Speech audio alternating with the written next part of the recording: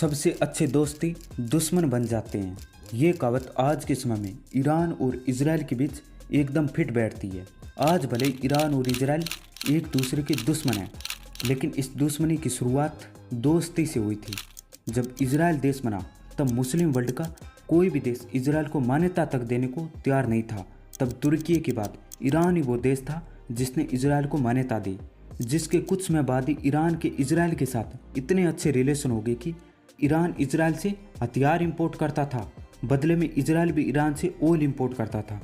जिसके बाद एक ऐसी घटना हुई जिससे ईरान इजराइल की दोस्ती में दरार आ गई और आगे चलकर रिश्ते इतने खराब हो गए कि दोनों ही देश एक दूसरे के दुश्मन बन गए। Israel and Iran, why are they at war? How did they go from being close allies to arch rival? What changed? देखो, आज के समय में ज़्यादातर देशों के बीच विवाद तब शुरू होता है जब उन दोनों देशों की सीमाएं आपस में लगती है, लेकिन ईरान और इजराइल के बीच ऐसा कुछ भी नहीं है।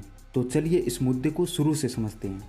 वैसे यहूदियों का इतिहास तो 2000 साल से भी पुराना है, लेकिन 72 बीसी में रोमन एम्पायर के हमले के बाद यहूदी पूरी दुनिया में फैल गए और आगे चलकर यूरोप में यहूदियों के खिलाफ एंटीसेमिटिज्म बढ़ने लगा। तो थियोडोर हर्जल ने एंटीसेमिटिज्म के कारण वर्ल्ड जायनिस्ट कांग्रेस नामक संस्था की स्थापना करी। फिर बालफोर डिक्लेरेशन में ज्यूइश पीपल के लिए पैलेस्टाइन में नेशनल हाउस स्टैब्लिश करने की बात कही। लेकिन फर्स्ट वर्ल्ड वॉर खत्म होने के 20 साल बाद भी फिलिस्तीन में यहूदियों के लिए अलग देश नहीं दिया गया। इसके बाद सेकेंड वर्ल्ड वॉर शुरू हो गया, जिसमें हिटलर ने होलोकॉस्ट में 6 मिलियन ज्यूइश पीपल को मार डाला।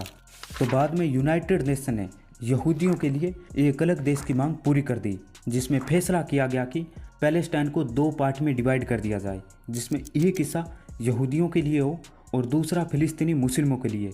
तो यूनाइटेड नेशन के पैलेस्टाइन पार्टीशन प्लान से यहूदी तो खुश थे, क्योंकि उन्हें तो अपना देश मिल रहा था, लेकिन मुस्लिम वर्ल्ड इस प्लान से सहमत नहीं था और ये पैलेस्टाइन के पार्टीशन का विरोध कर रहे थे। लेकिन इतने विरोध के बावजूद भी 14 मई 1948 को इजराइल देश बन गया।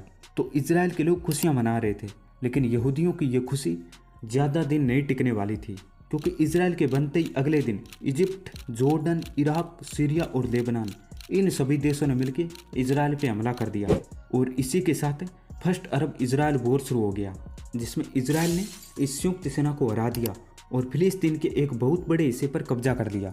इसीलिए अरब वर्ल्ड अब इजराइल को पूरी दुनिया से आइसोलेट करना चाहते थे।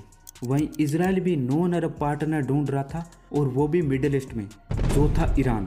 और इस तरह ईरान तुर्की के बाद दूसरा मुस्लिम देश बना जिसने इजराइल को रिकॉग्नाइज किया।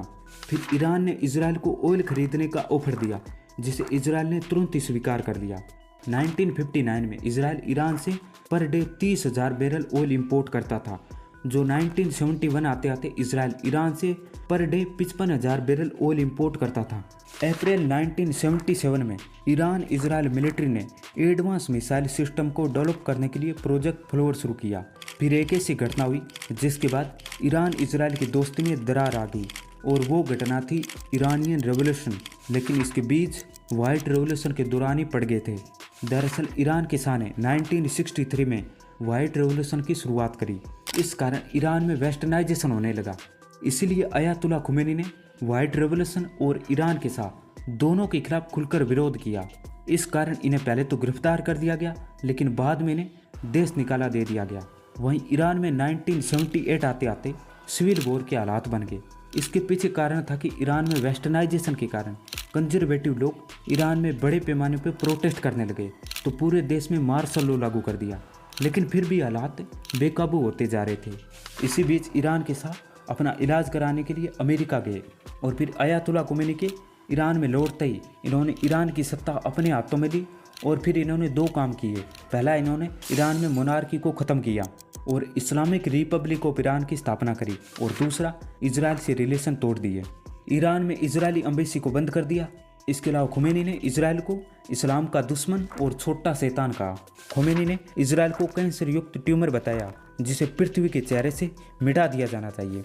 ईरानियन रेवोल्यूशन के बाद इराक के लीडर सद्दाम हुसैन ने ईरान पे हमला किया, क्योंकि ईरान और इराक दोनों शिया मेजोरिटी कंट्री है। तो सद्दाम हुसैन को डर था कि कहीं ईरानियन रेवोल्यूशन के बाद इराक में भी क्रांति फैल सकती है। वहीं सऊदी अरब, जॉर्डन और कुवैत, ये अरब देश भी इराक को वॉर में फंड कर रहे थे, क्योंकि इन अरब लीडरों को पता था यदि इराक में क्रांति हुई तो इसके बाद उनके देशों में भी क्रांति आने में समय नहीं लगेगा। वहीं ईरान इराक वॉर में इजराइल ने ईरान का साथ दिया। अब आप कहेंगे इजराइल ने ऐसा क्यों किया? क्योंकि अयातुल्ला खुमैनी ने तो इजराइल से रिलेशन ही तोड़ दिए थे, फिर भी इजराइल ने ईरान का साथ दिया। दरअसल सद्दाम हुसैन के सत्ता में आने के बाद उसने इजराइल को लेकर कई बयान दिए। 1980 में सद्दाम ने कहा कि हमारा सबसे बड़ा दुश्मन जायनिज्म है, अरबों और इजराइल के बीच ये मुद्दा कभी हल नहीं होगा। सद्दाम हुसैन ने यहूदियों को लालची कहा था। 70-80 के दशक में सद्दाम ने अक्सर कहा कि इजराइल को उसकी मिलिट्री फोर्सेस के आगे झुकना होगा और नेक्स्ट फाइट के बारे में अपनी इच्छा जाहिर की। सद्दाम हुसैन ने यह हिंट दिया था कि ये संघर्ष इराक की लीडरशिप के अंडर पैन अरब वॉर होगा। लेकिन मिडिल ईस्ट में इजराइल के पास न्यूक्लियर की मोनोपोली थी। कहते हैं कि जब मोनोपोली होती है तो कोई कंपटीशन नहीं होता। ये बात शायद सद्दाम हुसैन अच्छी तरह जानता था, इसीलिए सद्दाम ने इराक के न्यूक्लियर प्रोग्राम की शुरुआत कर दी। और इजराइल ये भली भांति जानता था कि यदि मिडिल ईस्ट में कोई भी देश न्यूक्लियर पावर बन गया तो इससे इजराइल के अस्तित्व को खतरा है, और इसलिए इजराइल ईरान को न्यूक्लियर बम बनाने नहीं देता है, जिसे मैं आगे डिटेल में बताऊंगा। तो इजराइल का पहला टारगेट था इराक के न्यूक्लियर रिएक्टर को नष्ट करना, और ईरान को तो वह बाद में भी निपट सकता था और निपट भी रहा है। तो इराक के न्यूक्लियर रिएक्टर को नष्ट करने के लिए ऑपरेशन ओपेरा लॉन्च किया, जिसमें इराक के बगदाद से 11 मील साउथ ईस्ट में स्थित एक अधूरे इराकी न्यूक्लियर रिएक्टर को नष्ट कर दिया। लुइस रेने बेरेस ने 1995 में लिखा था कि अगर उस इराक में शानदार हमला नहीं होता तो सद्दाम की सेना 1991 में परमाणु हथियारों से लैस होती। जब सितंबर 1980 में ईरान इराक वॉर की शुरुआत हुई और ईरानी शहरों पर बड़े पैमाने पर अटैक हुआ तो इस्लामिक रिपब्लिक के अस्तित्व के लिए गंभीर खतरा पैदा हो गया। खुमैनी ने कहा कि स्थापना की रक्षा करना सबसे महत्वपूर्ण दायित्व है। इस उद्देश्य के लिए धार्मिक सिद्धांतों को भी निलंबित किया जा सकता है। तो जैसे जैसे युद्ध लंबा होता गया, ईरान को हथियारों की जरूरत बढ़ती गई। हालांकि खुमैनी ने शुरू में कहा कि एक चोर आया, पत्थर फेंका और भाग गया। हथियारों की बढ़ती मांग के कारण ईरान इजराइल के बीच सीक्रेट कोऑपरेशन को बढ़ावा मिला। वहीं ईरान इराक वॉर 8 साल तक चला, जिसमें जीत किसी की नहीं हुई, लेकिन दोनों तरफ भयंकर तबाही हुई। और 1989 में अयतुल्ला खुमैनी की डेथ होगी और सैयद अली खुमैनी ईरान के नए लीडर बने, और ये पूरे मुस्लिम वर्ल्ड के लीडर बनना चाहते थे। इसके लिए इन्हें सिर्फ एक काम करना था, और वो था इजराइल से दुश्मनी जारी रखना, ताकि पूरे मिडिल ईस्ट में ईरान को समर्थन मिल सके, और मिल भी रहा है। अब आप सोच रहे होंगे कि ईरान हमास और हिजबुल्लाह को सपोर्ट करने की बजाय इजराइल से सीधा मुकाबला क्यों नहीं करता? नहीं कर सकता, क्योंकि इजराइल एक न्यूक्लियर पावर देश है, इसलिए ईरान भी न्यूक्लियर पावर बनना चाहता है। लेकिन इजराइल ये कभी नहीं चाहेगा कि ईरान न्यूक्लियर पावर बने, इसलिए मोसाद ईरान के साइंटिस्टों को मरवा देता है। वहीं 2015 में ईरान और P5 कंट्री प्लस जर्मनी, इनके बीच एक समझौता हुआ जिसे ईरान न्यूक्लियर डील कहते हैं, जिसमें कहा गया कि यदि ईरान न्यूक्लियर प्रोग्राम को बंद कर देता है तो बदले में ये सभी देश ईरान से सैंक्शन हटा लेंगे। लेकिन बाद में